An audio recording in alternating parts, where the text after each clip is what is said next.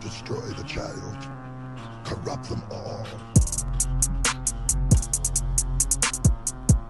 Main role there in the administration. She came out today and she said, let me pull this up.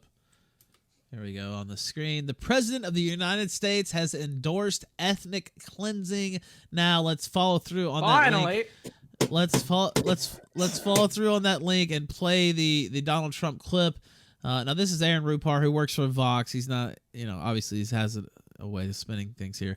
I mean, isn't that how you get your face on the money? Yeah, exactly. Somebody said, "Oh yeah," the number one comment underneath.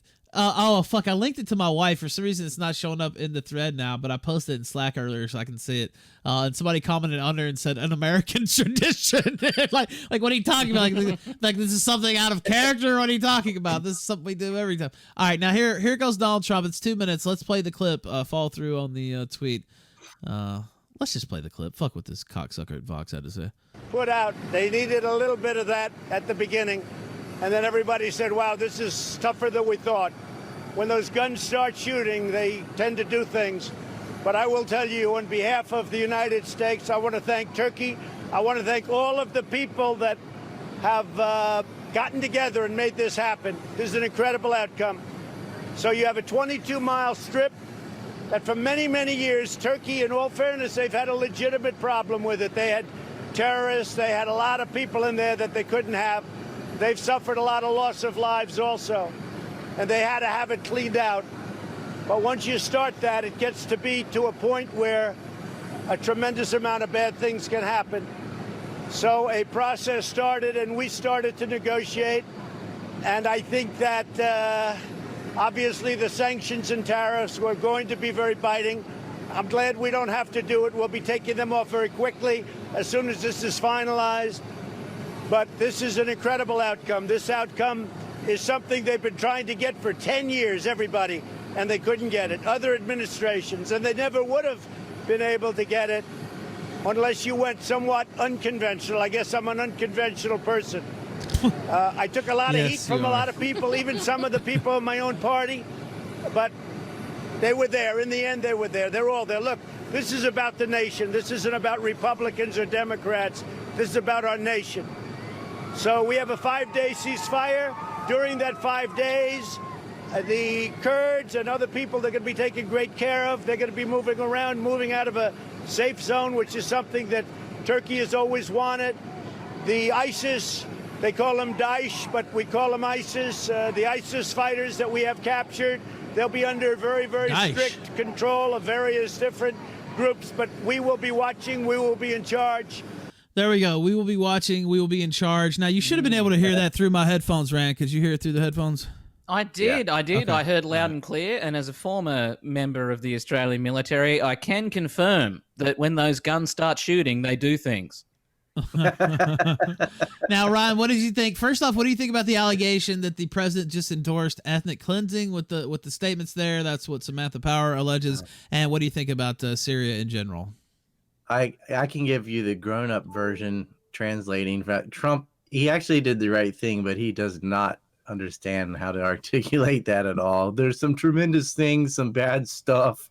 They need to be cleaned out. Like, that's probably not what you should. That's not the type of thing. Look, even if that's true, the president, I mean, I don't know that he should be saying they need to be cleaned out, but I don't know that that hurts him either, because that's the kind of thing regular people say, though, right? Between saying ethnic cleanse, look, they're not killing Kurds just like randomly around it. Are you a Kurd? Put a star on your chest. And the Kurds are the YPG. That's closer to the truth than you think. Yeah. It's a military that is annexing land in Syria. Okay, these aren't just. It's not just like an ethnic group that lives in Syria that's getting wiped out. That's something that the Kurds did to the Assyrians. Assyrian Christians were being wiped out by the Kurds all throughout this war, as have other religious minorities. They call Rojava Kurdistan. They don't call it part of northern Syria. They think of it as their own country. So they're the ones guilty of ethnic cleansing. And it's amazing to me, not really, that these neocons and Democrats are supporting these communists. And they are a communist party. The PKK is a communist party in Turkey that is a terrorist. They are terrorists. Now, the conflict between the Kurds and Turkey is not out of the blue. Turkey is actually guilty of multiple genocides of minorities within Turkey, Armenians and others. And so they're no innocent party or anything. But what happened in Syria is this. Syria is a multi-ethnic state, multi-religious state with a secular government. That's how it was back in 2011. That's how it's been for a long time. Assad was president for 10 years without violence or incident. And then the CIA started backing al-Qaeda groups in Daraa, and snipers fired into a crowd, and it goes into this shitstorm where the U.S. says, oh, the Free Syrian Army is just trying to liberate itself from an oppressive dictator who we just didn't say anything about for the past 10 years, and this is coming out of the blue after we toppled Libya because it's on the plan that the Israelis wrote for us. Oh, they didn't say that part, but what really was going on is they were fostering a bunch of Wahhabi Salafists. So was Saudi Arabia and the UAE and Turkey were all part of this.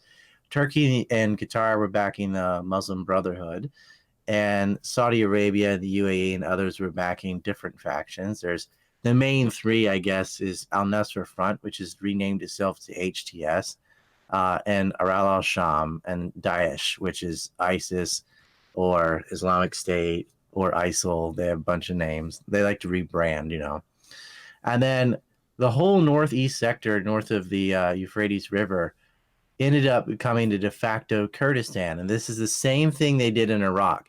In Iraq, which is going along Oded Yanan's plan, following the script, they divided it between Shia, Sunni, and Kurdish. And the Kurds sat on the oil. And Israel, not America, Israel was getting 77% of all its oil imports from the Kurdish region in Iraq. So they balkanized Iraq. They put an ethnic group on top of the oil, and they had them send it to the Israelis. More than 3/4 of all of Israel's oil came from Kurds in Iraq. They tried to do a repeat scenario in Syria. It didn't work because Turkey doesn't like having a Kurdish state right there on its southern border, because Kurds were taking advantage of the situation to pop in and out of Turkey and assassinate people. Blow people up and shit. Yeah, exactly. Yeah, just RPG a home, things like that. Nothing. And what's like funny is like Gaylord Graham, or Lindsey Graham, they call him. I don't know why.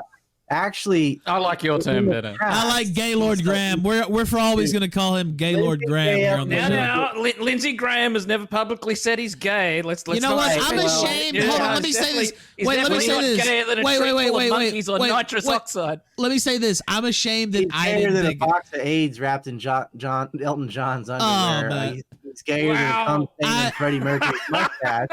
I am ashamed that. I'm ashamed that I didn't think of the Gaylord Graham thing, because that is perfect. Gayer than a cock-flavored lollipop. That's and perfect. When he finally comes out of the closet, everyone's just gonna go, "We know." I mean, it's just, yeah, Lindsay. It's like he's like, everyone I'm homosexual like this, and nobody's surprised. So anyway, that's the thing. He can't really open the door on the closet because it was a walk-in closet. He's got a revolving door there. Yeah, I mean, there's a lot of closet Congress people. Let's just say this. But he's designated some of these same Kurdish groups as terrorists himself, and he forgets this because he's just obeying his Israeli masters, who are saying, we got to protect the Kurds. Now, they want to protect the Kurds because the Kurdish region in Iraq was not only sending resources to Israel and taking them away from Syria, but it acted as a physical launching pad for Israeli warplanes to do attacks into other parts of Syria as well as Iraq. So the Kurds have allowed the Israelis to use them as a base of operations to attack their enemies. That's why they really wanted Kurds to annex the territory. And they're annexing the territory. This isn't just like a group that happened to live in Syria that's fighting ISIS, like MSNBC would tell you, or Zucker's CNN, the dictator of CNN, whose wife pals around with Ghislaine Maxwell and Jeffrey Epstein. They're not going to tell you this, but what the Kurds did is they physically took over assets that were built by Syrian labor, took over their oil, took over their highways. They run checkpoints and then force people to pay to use their own roads that they built, So the Kurds have taken over and colonized this land. It's not an ethno state or whatever. It's not ethnic cleansing. These are colonists. They are. No, wait. Sir, wait. I'm told by the media that the Kurds love America. that we're they're our best friends. They want to help us everywhere they can. They quote American movies and they roll around. You and can almost say that they're our greatest ally. Yeah, they talked all these based. I saw wait. Greatest ally. No one can be greater than our greatest. Have you seen? I don't think I showed this on the show, but there was a thread that Cassie Dillon did, and she's like, "I was with the Kurds last year, and it's a shame. Please don't let them get killed. And here's Rocco. He loves America. Look at this. He wants to kill ISIS." And she's showing all these videos. Of course, shock of shock. She's completely Jewish. She spent time in Israel, a lot of time in Israel. All of a sudden, this fake consensus. And she's a huge neocon Zionist too. But anyway, it's not even just that she's Jewish. That's not it. She's an Israeli agent basically, or acts in that manner, whether she is or not. Well, you already said Jewish, so Israeli. Well, agent okay. Look, I'm trying to differentiate, but what I'm saying is. I mean, it's pretty much you can just say they're all Zionists, and when you find an anti-Zionist Jew, you point that out. Well, they're Jews, but they're not a Zionist. It's like.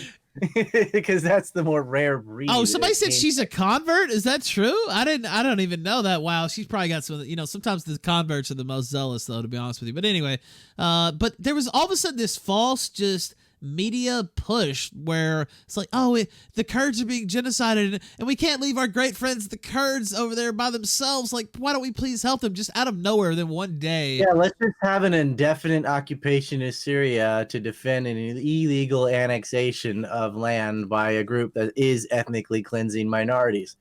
They didn't care about any of the groups the Kurds took out. They don't care that they were walking away with a big chunk of Syria. I mean, what about the people who live in Syria? What about Syrians? What about anybody that's not a Kurd that lives in Rojava? That doesn't Well, they matter. can go fuck themselves because they're not part of the chosen. Right, they're not allied with the chosen, so you don't count. The Kurds have been murked. There's a 5-day ceasefire. They aren't fighting ISIS. They're fighting to keep territory for themselves. The Syrian army has the lie ever. There are 3 groups that are fighting the Kurds. I mean, I'm sorry. There are three groups that are fighting ISIS, and that's Turkey, Russia, and the Syrians. And the great lie. I would add Hezbollah and Iranian militias to that group. And Turkey actually supported. Hezbollah for sure. Yes. Turkey supported Al Qaeda groups itself. Whenever they were fighting the Kurds, Turkey just wants to get rid of the Kurds. They don't care. Those Kurds are in their way. Kurds fight with Turkey, and they do terrorist attacks inside of Turkey, and Turkey's fighting with Kurds. So can we stop and point out Kurds are in their way? But anyway, Syria. I'm not going to. Can we point that out? I'm not going to name my source, but I was told by somebody that low key the Kurds that are in Turkey and agitating the Turkish state, they've received weapons and training from the Greeks, and basically they've underperformed so badly the Greeks want their money back. I didn't know Greece had money left. Well, that's when you know how it be. Money becomes fake and gay once you get to a certain level. So technically, Greece will never run out of money. I guess so.